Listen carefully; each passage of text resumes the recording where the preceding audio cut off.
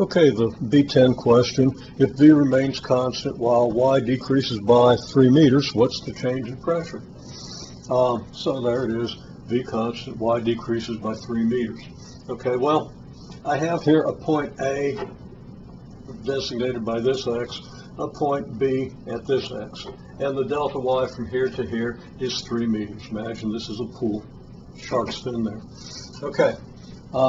So what's the pressure change? Now, we could do this easily enough by considering just a column of water 3 meters high, and the change in pressure from here to here comes about because below every such column we have to have enough force to hold up that water, enough more force to hold up the additional water between here and here. But we're not going to analyze it. We're going to analyze this using Bernoullis equation, which is going to give you the same result. Okay, so first place, V is constant, and we say that the velocity is probably stationary in a fluid of this nature.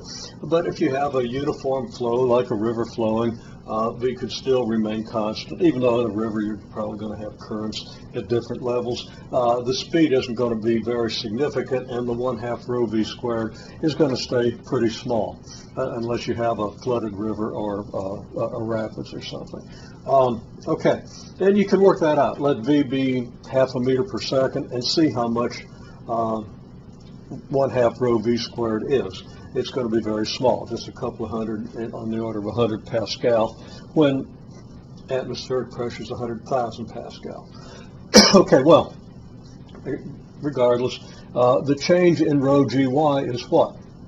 Well, the change in rho GY, rho doesn't change, G doesn't change, so the whole change comes about because Y changes. We can factor out the rho G and multiply that by the change in Y. And the rho is 1,000 kilograms per cubic meter. G is 9.8 meters per second squared. Change in Y is negative 3 meters.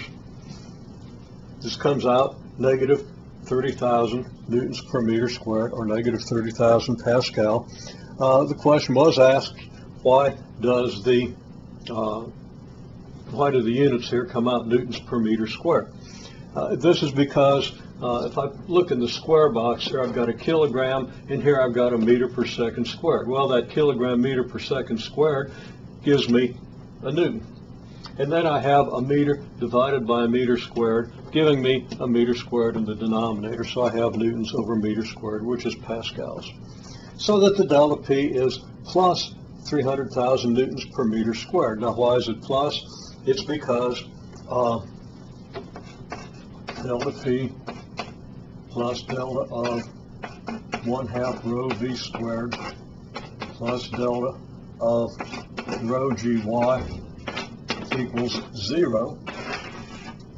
Delta P, well, the delta of this is going to be 0.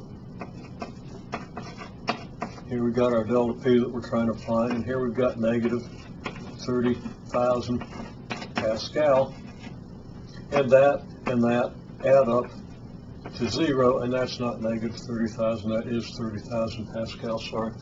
No, that's negative 30,000 Pascal. Confusing myself with negative signs. And so when I add this to both sides, I get delta P equals 30,000 Pascal. And of course, it's obvious that your pressure is going to increase from here to here, from everything we've done before and just from our common experience of pressure in bodies of water.